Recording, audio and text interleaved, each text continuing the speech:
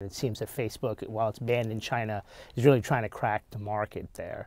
And so what they've done is share data with Huawei, and U.S. Intelligence Committee has warned against sharing data with Huawei because of its ties to the Communist Party. I mean, now you got to be concerned with Facebook. I mean, you know, they're sharing data with the Chinese and they're sharing data with the Russians.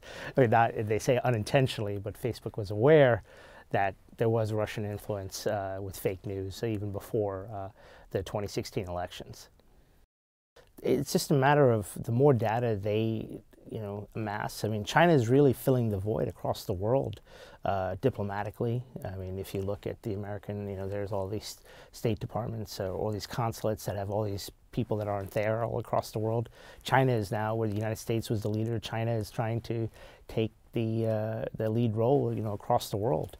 And I think it's just a matter of ultimately, the United States, this is just another aspect for China to do that, to take their role as the top superpower in the world.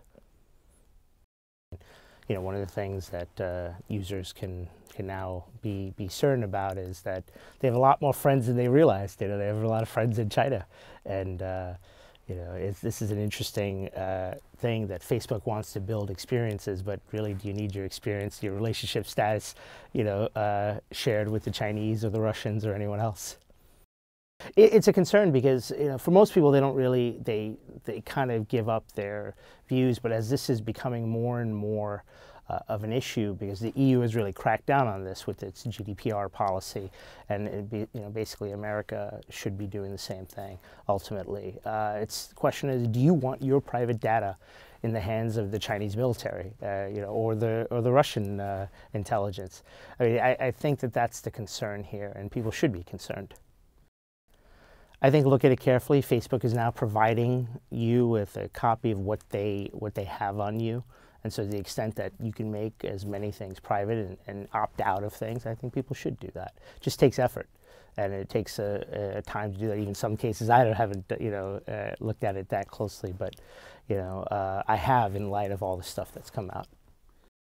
I mean, you got to wonder with Facebook whether they're going to sell to the Chinese your face, and because now Facebook, you can access it by just looking at your phone. You can now enter it. So what other data is being shared? And they say that it's not on their servers, but potentially this could target individuals that if you're an important person, if you're a senator, you're a congressman. I think it's more a concern for the intelligence community. I mean, China has been suspected for years of mounting cyber attacks, and the issue in 2012 was attributed to North Korea when they hacked Sony studios, but there's no doubt China had some influence in that.